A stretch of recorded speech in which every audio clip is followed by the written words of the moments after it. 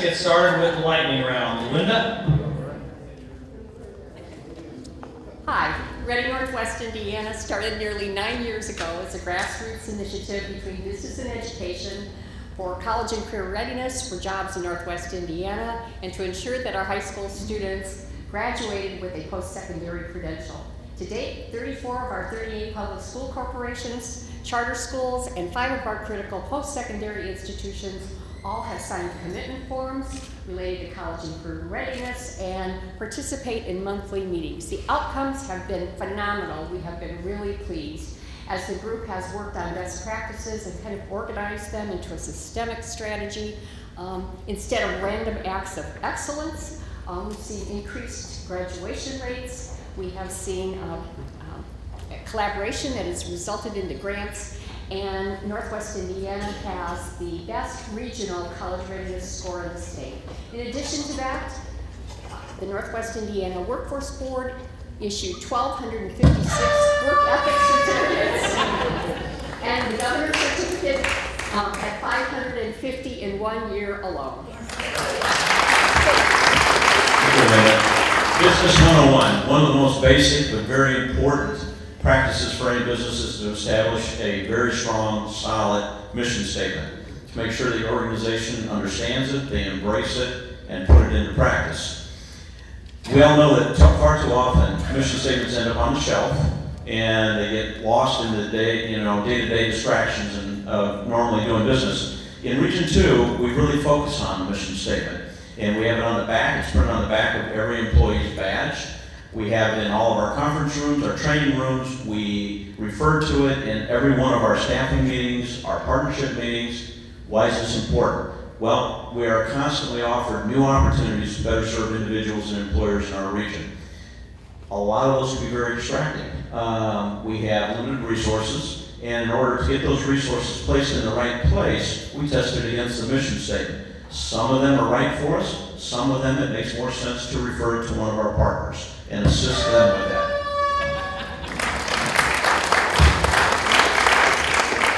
Hello, in Northeast Indiana, we believe in collaboration and partnership. For this specific exercise, I'll speak about our partnership with economic development. While we are not economic development, we do believe that we're the human capital arm of economic development. And since 2017, in partnership with both our local economic development officials as well as the regional economic development entity in our region, we've been able to secure $927 million in investment and retention funding for employers in our area, as well as $1.9 million in training services and projected expansion of over 7,100 and I believe 58 jobs. Thank you.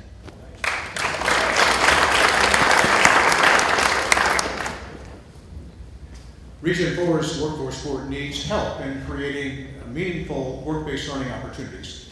We used to think in terms of partnerships or collaborations. More recently, we've come to think in terms of co-creators. Co-creation implies designing and sustaining an education and training program from beginning to end. Each co-creator owns and may replicate the program with other partners and stakeholders in perpetuity. For example, the Rapid Reemployment in Manufacturing Positions program was created not by the idea of one entity that attracted other entities to join it, but by several entities coming together at the right time with a shared vision to design together something they could each claim as their own. In the case of RAMP, it was employers, educators, and workforce developers coming together to address the need for more entry-level production workers. A 4-year test bed in Region 4 demonstrated that RAMP is a successful, replicable model. In fact, it currently is being replicated, etc.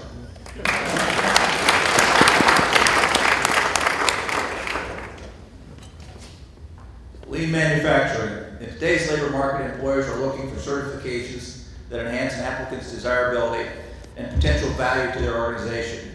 Lean Six Sigma is an employer-desired certification. In November of 2016, there were over 4,000 Lean Six Sigma searchable jobs on LinkedIn Jobs. Lean is a comprehensive business strategy that encompasses process improvement, project management, customer satisfaction, and quality assurance, and problem solving. Lean is becoming more widely used across industries and other sectors of business beyond manufacturing because of its ability to provide organizations with benefits such as lower cost and increased quality. Region 5 offers a 12-hour Lean Six Sigma Yellow Belt training to a certified Six Sigma instructor. Topics include tools with Lean, types of waste, cause and effect analysis, among other subjects. The employment success of individuals completing has been excellent. Clients report gaining more interviews and job offers in their job search after obtaining the certification than before. This is especially helpful for mid-career individuals needing to re-engage with employers. Good afternoon. My name is Mike Rowell. I'm the president and CEO of Eastern Indiana Works. As our board tried to rebrand away from Work One and towards Eastern Indiana Works to gain greater understanding what unique value that we add, we decided to leverage digital storytelling. This is for you, Ron, to tell our story, not just to clients, but also to our employers and educators and other stakeholders. So if you'd like to get a glimpse of that, go to easternindianaworks.org. That's easternindianaworks.org. Thank you.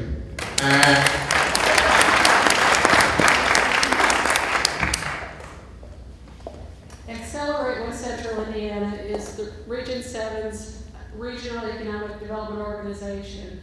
The team of Accelerate works hard to meet business expansion, retention, and attraction needs. The Workforce Board plays a key role in Accelerate as our board and the boards behind us know the workforce area and are good promoters of Indiana skills. One example is that 2 months ago, a plant manager who's been in Terre Haute for 2 years came up to me and said, I know you're aware that the German company I work for had on high priority workforce availability for locating their U.S. plant. He said, I want to tell you what you and your team told me was absolutely correct. And they're now planning a second plant in Terre Haute, Indiana.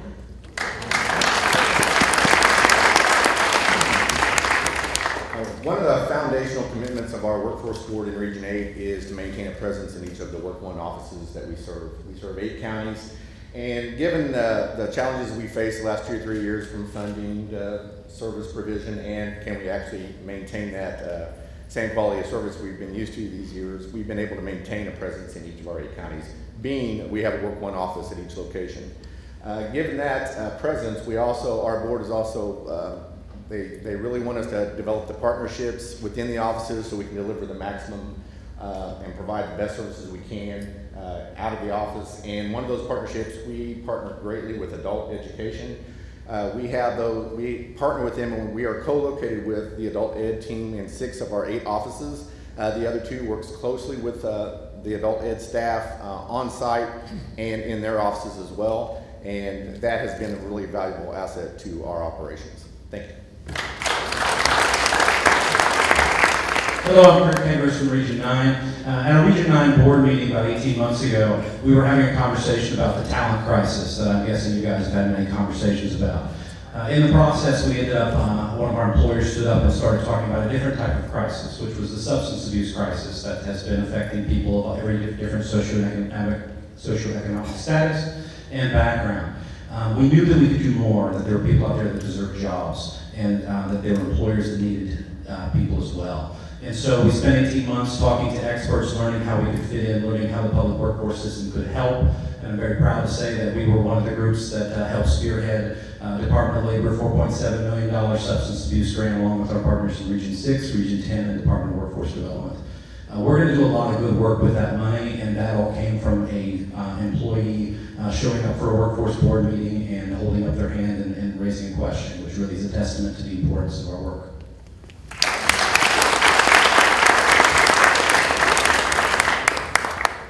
They told me to go slow and help use up my time. In Region 10, our example is our HELP process. Our HELP process is actually grabbing a page out of Advanced Manufacturing or Lean Manufacturing Techniques, where we have established intact teams within our brick and mortar. It includes all of the employees, no matter who you're employed by. Whether that's DWD, you're on the work board payroll, you're employed through our contractor or what have you. What the teams do is they identify goals, metrics, and achievements for themselves. The key part of the process is that every Friday for 2 hours, everyone in our brick and mortar and folks from our satellite facilities come together and they share how to best service our customer. Whether that are individuals from business services, career coaches, voc rehab, whatever they represent. And what this lets us do is help both employee engagement and serve our customers. Thank you. The Region 11 Youth Committee recently partnered with Indiana Youth Institute to help host a youth summit that brought together businesses, community foundations, and other youth-serving organizations. Businesses got to learn the barriers that youth face, and then youth-serving organizations got to learn what each other does and how they can help each other so that we can avoid duplication of services.